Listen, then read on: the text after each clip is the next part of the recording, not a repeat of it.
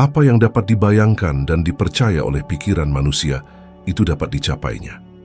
Tapi sebelum Anda berpikir sudah mendengar itu 1000 kali, berhenti sejenak. Bagaimana jika satu-satunya alasan Anda masih merasa lemah secara mental adalah karena Anda percaya diri Anda lemah?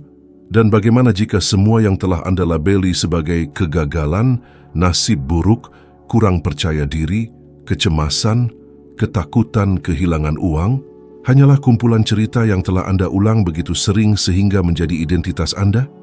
Kedengarannya tidak masuk akal, saya tahu, dan justru itulah mengapa itu berhasil. Setiap perubahan nyata dimulai ketika sesuatu di dalam diri Anda memberontak dan berkata, "Saya menolak untuk terus menjadi orang yang sama." Fokus adalah garis depan pertama kekuatan mental, dan disinilah tepatnya sebagian besar orang kalah dalam pertarungan tanpa menyadarinya. Pernahkah Anda memperhatikan bagaimana pikiran Anda seolah terus-menerus mencoba menarik Anda menjauh dari apa yang benar-benar penting? Itu bukan kebetulan. Studi menunjukkan bahwa hampir separuh waktu, pikiran manusia melayang, memikirkan hal-hal yang sama sekali tidak berhubungan dengan momen saat ini. Dan ketika Anda hidup seperti ini, tanpa menyadarinya, Anda mulai percaya bahwa Anda lemah, ragu-ragu, malas. Padahal, kenyataannya, Anda hanya melawan musuh yang tak terlihat, dispersi. Dan pikirkan bersama saya, berapa kali Anda memulai sebuah rencana dengan penuh energi hanya untuk meninggalkannya sebelum bahkan melihat hasilnya? Berapa kali Anda memutuskan untuk menabung, dan kemudian dengan sedikit saja tekanan, Anda menghabiskannya secara impulsif? Berapa kali Anda berjanji pada diri sendiri akan melakukan sesuatu setiap hari dan menyerah pada tanda pertama kelelahan? Apakah Anda memperhatikan bagaimana ini terulang hampir seperti pola universal? Seolah ada robot di dalam pikiran Anda yang dilatih untuk mencegah Anda dari apa yang akan membantu Anda berkembang. Tapi inilah intinya, itu bukan karena Anda tidak mampu, itu karena Anda tidak pernah melatih perhatian Anda. Seluruh dunia berebut konsentrasi Anda, notifikasi, iklan, tekanan, perbandingan, ketakutan. Dan saat ini terjadi, kekuatan mental Anda perlahan tapi pasti terkuras. Dan disinilah salah satu kisah paling kuat dari kehidupan Napoleon Hill muncul, sebuah momen yang secara sempurna mendefinisikan apa artinya mendapatkan kembali fokus ketika ia menerima undangan Andrew Carnegie untuk menyelidiki rahasia kesuksesan. Hill bukanlah siapa-siapa. Ia tidak punya uang, tidak punya reputasi, tidak punya stabilitas. Ia hanya seorang jurnalis muda, hidup sederhana, dengan tanggung jawab, tagihan yang harus dibayar, dan masa depan yang tidak pasti. Carnegie menatapnya dan mengatakan sesuatu yang akan mengubah segalanya. Ia ingin Hill mendedikasikan 20 tahun hidupnya untuk mempelajari pikiran manusia dan mengungkapkan kepada dunia bagaimana orang benar-benar mencapai hasil yang luar biasa. Bayangkan diri Anda berdiri di hadapan salah satu orang terkaya dalam sejarah, mendengar bahwa Anda harus menghabiskan 2 dekade penuh meneliti sesuatu yang bahkan tidak ada yang tahu apakah itu nyata. Siapapun pasti akan mundur. Siapapun pasti akan berpikir, ini terlalu besar untuk saya. Tapi Hill tidak mundur. Ia melakukan persis apa yang dilakukan orang yang kuat secara mental. Ia memilih untuk fokus pada satu misi, hanya satu. Dan itulah yang membentuk seluruh psikologi kesuksesan modern. Dan mungkin Anda tidak menyadarinya, tapi kisah ini membawa detail yang kuat. Hill tidak memiliki jaminan apapun. Tidak ada kontrak, tidak ada janji pengembalian, tidak ada apapun. Ia menerima karena berfokus pada sesuatu yang lebih besar dari dirinya sendiri, terasa sangat masuk akal. Dan itulah yang hilang dari kebanyakan orang saat ini. Arah, kejelasan, tujuan. Karena ketika Anda tidak memiliki kejelasan, setiap gangguan terasa penting. Ketika Anda tidak memiliki tujuan, setiap emosi menggoyahkan Anda. Ketika Anda tidak memiliki fokus, setiap tantangan menjatuhkan Anda. Dan pada titik inilah kelemahan mental lahir. Bukan dari kegagalan, melainkan dari kurangnya arah. Sekarang bayangkan jika Anda memilih hanya satu hal untuk difokuskan selama 3 hari ke depan. Hanya satu. Itu bisa berupa menabung sejumlah kecil uang. Itu bisa berupa berolahraga selama 10 menit. Itu bisa berupa mempelajari satu bab. Itu bisa berupa merapikan lemari 3 hari, tanpa tawar-menawar, tanpa mengubah tujuan di tengah jalan. Anda akan menyadari sesuatu yang Hill pahami, bahkan sejak muda. Pikiran merespons perintah yang diterimanya berulang kali. Semakin Anda melatih fokus Anda, semakin Anda merasakan kekuatan, kejelasan, dan penguasaan. Dan ketika Anda merasakan penguasaan, seluruh dunia terasa lebih sederhana. Apa yang pernah Anda anggap sebagai kemalasan berubah menjadi energi. Apa yang terasa seperti kecemasan berubah menjadi arah. Apa yang tampak seperti kekacauan menjadi keteraturan internal. Karena kelemahan mental tidak hilang ketika Anda mencoba menjadi kuat. Itu hilang ketika Anda memutuskan untuk berhenti membuang energi pada segala sesuatu sekaligus. Dan mungkin Anda sekarang menyadari mengapa orang-orang seperti Thomas Edison mencapai pencapaian luar biasa seperti itu. Mereka tidak sangat berbakat, mereka fokus. Edison akan masuk ke laboratoriumnya dan bekerja berjam-jam tanpa menyadari waktu berlalu. Karena pikirannya sepenuhnya tenggelam dalam tugas. Sepenuhnya. Dan itu langka saat ini, sangat langka. Tapi itu dapat dilatih. Dan ketika Anda berlatih, sesuatu yang menarik terjadi. Apa yang dulunya tampak tidak mungkin mulai terasa alami. Suara-suara internal yang membisikkan Anda tidak bisa melakukannya mulai mereda. Ketakutan akan kegagalan kehilangan cengkeramannya. Gangguan berkurang. Anda mulai merasakan perasaan yang mungkin sudah lama tidak Anda rasakan. Sensasi mengendalikan diri. Ini adalah langkah pertama untuk berhenti menjadi lemah secara mental. Mengambil kembali apa yang dunia coba curi dari Anda. Fokus Anda. Karena pikiran yang fokus adalah pikiran yang kuat. Dan pikiran yang kuat tidak menawar tujuannya dengan gangguan-gangguan kecil. Ia menciptakan arah, ia menciptakan disiplin, dan ia menciptakan hasil. Bahkan ketika segala sesuatu di sekitarnya tampaknya mencoba menjatuhkannya. Identitas adalah fondasi tak terlihat dari semua kekuatan mental. Itulah yang memutuskan apa yang Anda toleransi, apa yang Anda kejar, apa yang Anda terima, apa yang Anda tinggalkan, dan bahkan apa yang Anda yakini pantas Anda dapatkan. Dan justru itulah mengapa begitu banyak orang merasa rapuh secara mental. Karena mereka membawa identitas yang tidak pernah mereka pilih. Identitas yang dipaksakan kepada mereka oleh keadaan, kritik, perbandingan, trauma, kegagalan berulang, atau ekspektasi keluarga dan lingkungan. Dan inilah pertanyaan yang membangkitkan sesuatu yang mendalam. Berapa kali Anda membuat keputusan yang buruk, bukan karena itu yang benar, tetapi karena itu adalah satu-satunya keputusan yang sesuai dengan orang yang Anda yakini sebagai diri Anda.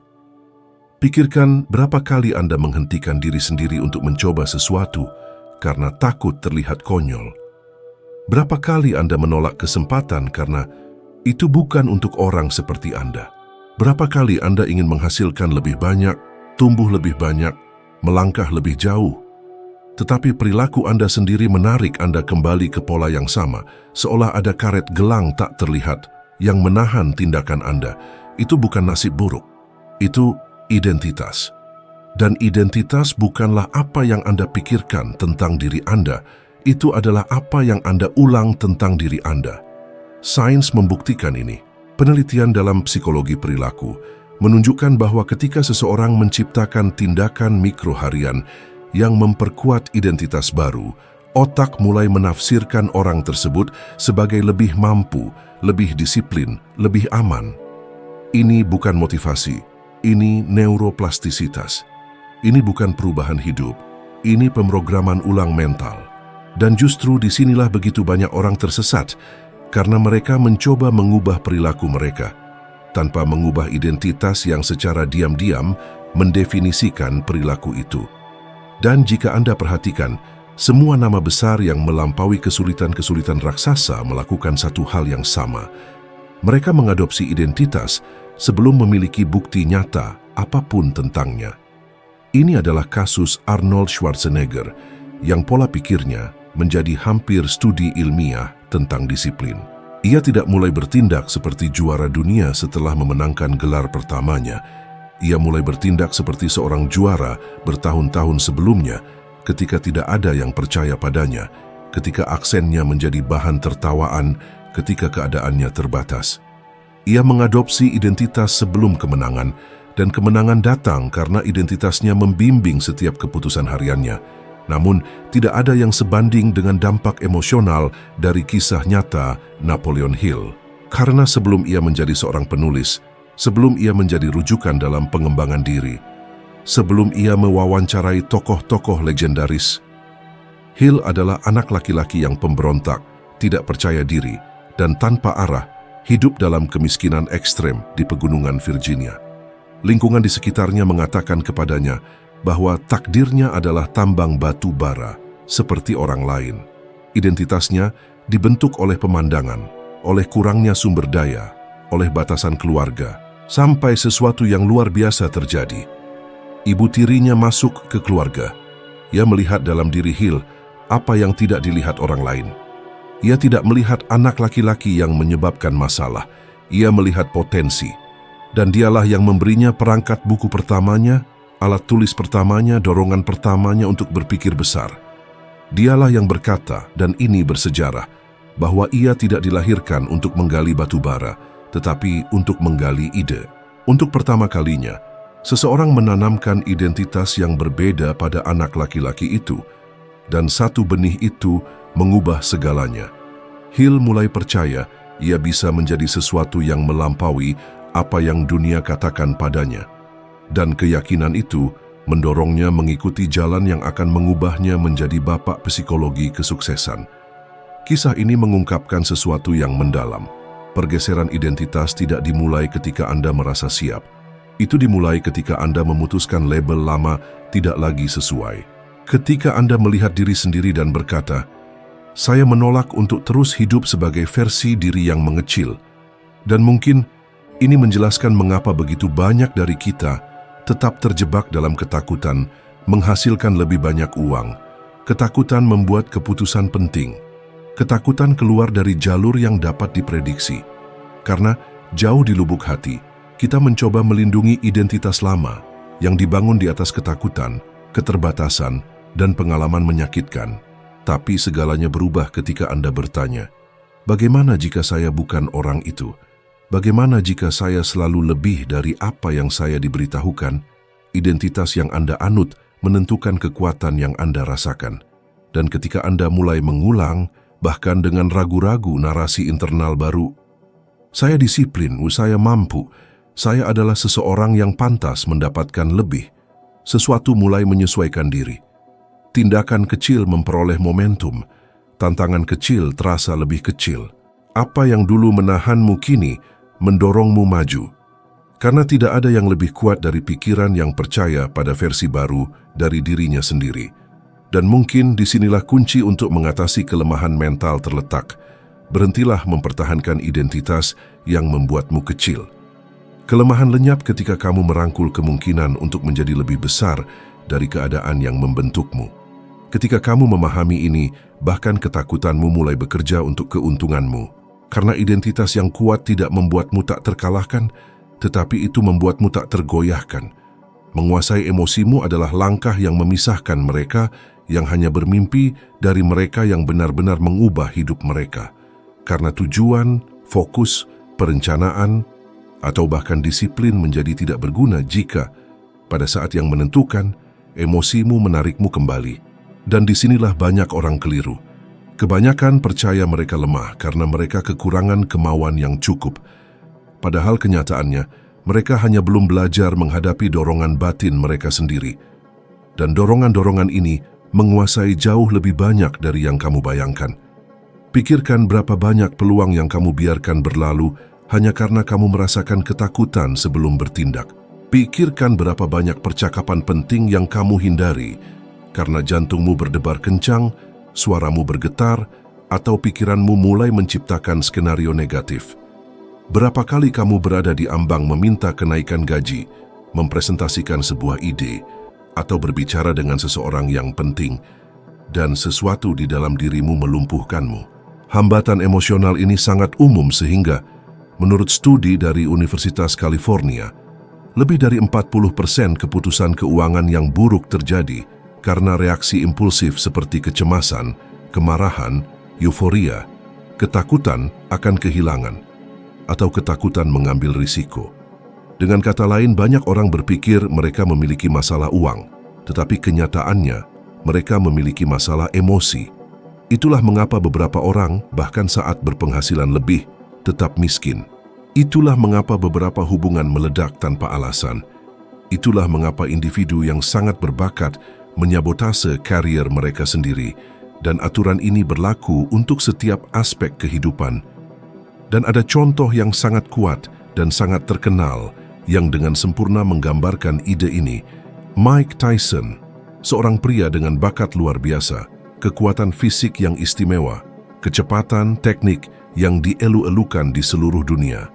Tetapi secara emosional, impulsif, tak terkendali, terjebak oleh reaksi-reaksi meledak-ledak yang menghancurkan apa yang ia bangun bertahun-tahun.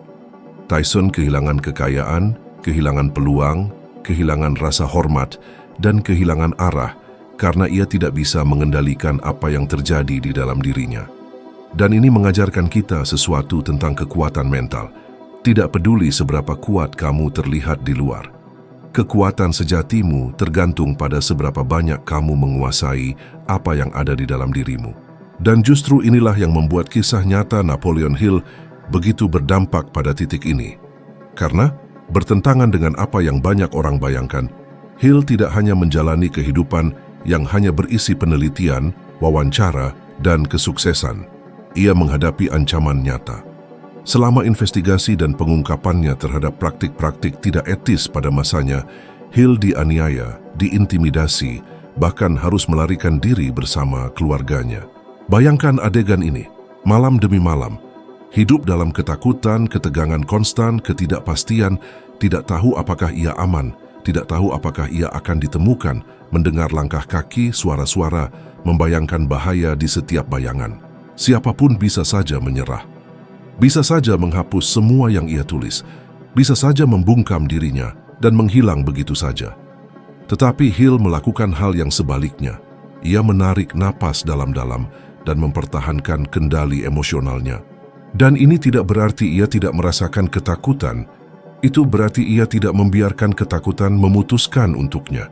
Ia menulis, terus meneliti, terus mengajar, terus membantu orang. Ia memilih untuk tidak bereaksi dengan panik, tetapi menanggapi dengan tujuan. Dan itulah yang membuat seseorang kuat secara mental, kemampuan untuk memisahkan emosi dari tindakan. Dan ketika kamu memahami ini, sesuatu berubah di dalam dirimu. Hidup berhenti menjadi medan perang emosional, di mana kamu terus-menerus memadamkan api internal, dan berubah menjadi sesuatu yang sama sekali berbeda. Ruang di mana kamu memilih bagaimana bereaksi. Karena emosi bukanlah musuh. Mereka hanya terlalu cepat. Mereka muncul sebelum pikiranmu, sebelum logikamu, sebelum alasanmu. Tetapi ketika kamu belajar untuk berhenti sejenak, bernapas dan mengamati, alih-alih bereaksi, segalanya berubah. Kamu mulai menyadari bahwa tidak setiap ketakutan itu benar, tidak setiap kecemasan menunjukkan bahaya, tidak setiap kemarahan pantas mendapatkan tanggapan, dan tidak setiap dorongan harus berubah menjadi tindakan. Dan ketika kamu membangun jarak ini antara merasa dan bertindak, sejenis kekuatan lahir, diskret, sunyi, hampir tak terlihat, namun sangat kuat.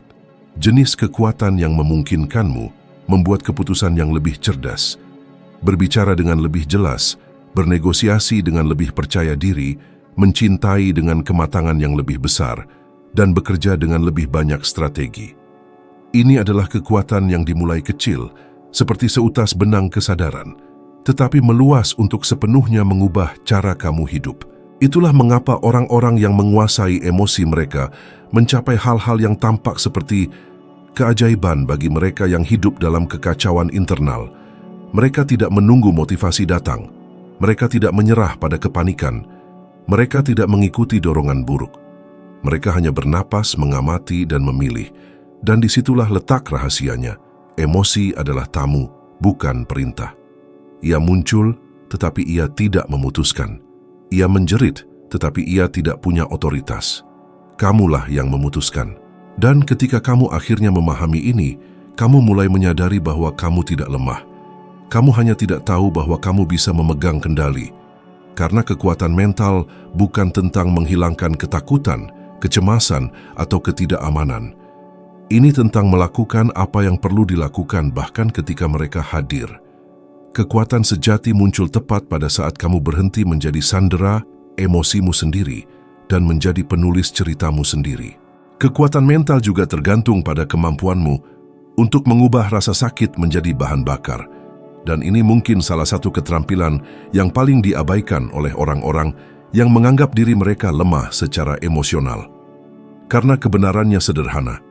Setiap orang merasakan sakit, setiap orang menghadapi penolakan, kegagalan, rasa malu, penyesalan, kehilangan. Perbedaannya terletak pada apa yang setiap orang lakukan dengannya. Sementara sebagian tenggelam, sebagian lainnya tumbuh. Sementara sebagian mengartikan rasa sakit sebagai tanda ketidakmampuan, sebagian lainnya mengartikan itu sebagai tanda arah. Dan inilah pertanyaan yang mungkin mengejutkanmu. Berapa kali kamu menyerah pada sesuatu yang penting karena kamu percaya rasa sakit adalah bukti bahwa itu bukan untukmu? Kebanyakan orang melakukan ini. Ini bersifat statistik. Penelitian dari Asosiasi Psikologi Amerika menunjukkan bahwa sekitar 65% orang meninggalkan proyek pribadi atau tujuan penting setelah rintangan emosional besar pertama, percaya bahwa kesulitan awal adalah bukti bahwa itu bukan jalan yang benar. Tetapi ini adalah interpretasi, bukan kebenaran. Rasa sakit hanyalah sebuah tanda, dan sebuah tanda tidak menentukan takdir. Dan ada contoh yang sangat kuat dari seseorang yang mengubah rasa sakit menjadi kekuatan. Dan orang itu adalah Henry Ford. Sebelum mendirikan Ford Motor Company, ia bangkrut 2 kali, dicemuh oleh investor, dan dianggap gila karena percaya ia bisa menempatkan orang biasa di dalam mobil. Rasa sakit karena kegagalan berulang pasti akan menghancurkan siapapun. Tetapi Ford melakukan hal yang persis sebaliknya. Ia mengubah setiap kegagalan menjadi upaya baru. Dan setiap upaya membawanya lebih dekat ke solusi. Hill mempelajari Ford secara dekat dan mengatakan bakat terbesarnya bukanlah inovasi. Itu adalah kemampuan untuk mengubah frustrasi menjadi kegigihan. Tetapi tidak ada contoh yang bisa dibandingkan dengan kisah nyata Napoleon Hill yang sangat terhubung dengan tema ini. Sebuah kasus yang hanya sedikit orang tahu, tetapi mengungkapkan betapa ia harus mengubah rasa sakit menjadi kekuatan untuk melanjutkan.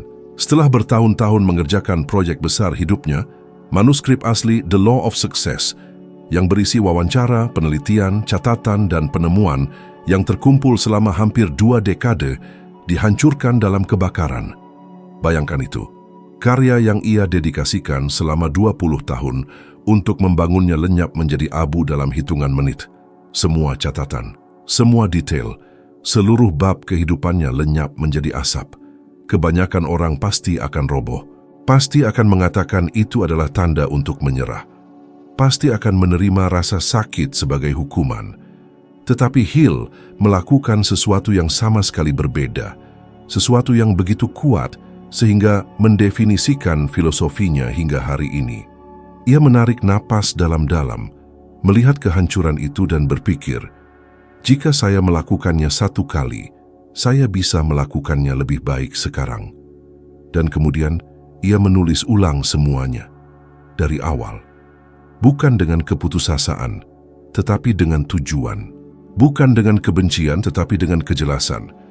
Dan justru versi yang ditulis ulang inilah yang menjadi salah satu karya paling berpengaruh dalam sejarah pengembangan pribadi.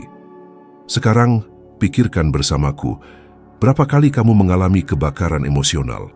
Sesuatu yang menghapus apa yang sedang kamu bangun, sebuah impian, hubungan, rencana, peluang. Dan kamu pikir itu adalah akhir. Bagaimana jika itu hanyalah permulaan? Bagaimana jika rasa sakit itu hanya mendorongmu menuju versi dirimu yang lebih dewasa dan lebih kuat?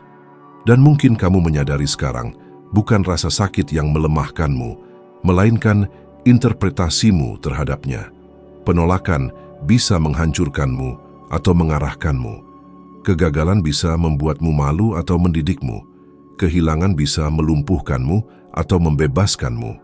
Rasa sakit tidak punya arti sampai kamu memberinya arti. Dan ketika kamu memutuskan bahwa rasa sakit adalah bahan bakar, ia berhenti menjadi musuh dan menjadi titik ungkit. Kamu berhenti berpikir, mengapa ini terjadi padaku? Dan mulai berpikir, apa yang ini coba tunjukkan padaku? Dan pergeseran internal ini mengubah segalanya. Dan untuk merasakan ini dalam praktik, ada latihan yang sederhana, langsung dan transformatif. Selama 3 hari ke depan, setiap kali sesuatu yang tidak nyaman terjadi, kritikan, frustrasi, kesulitan, kejadian tak terduga, kamu tidak akan langsung bereaksi. Kamu akan berhenti sejenak, bernapas dan bertanya, bagaimana ini bisa menguatkanku? Pikiranmu pasti akan menolak, tentu saja. Tetapi justru disitulah kekuatan mulai lahir.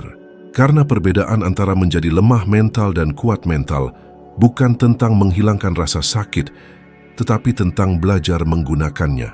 Dan setelah Anda menguasai hal ini, tidak ada lagi yang bisa menjatuhkan Anda, karena bahkan momen terburuk Anda mulai bekerja untuk keuntungan Anda. Apa yang dulu meruntuhkan Anda kini membangun Anda. Apa yang dulu menahan Anda kini mendorong Anda maju. Kekuatan mental lahir tepat di sini. Saat Anda memutuskan untuk berhenti lari dari rasa sakit dan mulai mengubahnya menjadi kekuatan.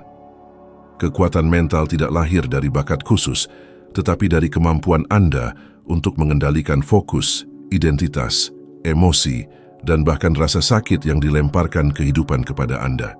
Ketika Anda memahami bahwa setiap tantangan dapat diubah menjadi arah, setiap ketakutan menjadi kejelasan, dan setiap kesalahan menjadi pertumbuhan, sesuatu dalam diri Anda berubah selamanya.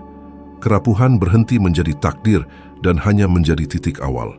Dan jika konten ini beresonansi dengan Anda, maka video berikutnya yang muncul di layar Anda sekarang akan membawa Anda lebih jauh lagi. Ini benar-benar langkah selanjutnya dalam evolusi kebijaksanaan Anda dan membawa Anda lebih dekat pada komitmen diam-diam untuk menjadi 1% lebih baik dari diri Anda sekarang. Terima kasih banyak telah berada di sini, atas investasi pada diri Anda sendiri dan atas perjalanan bersama saya dalam perjalanan ini. Saya berharap dapat bertemu Anda di video berikutnya.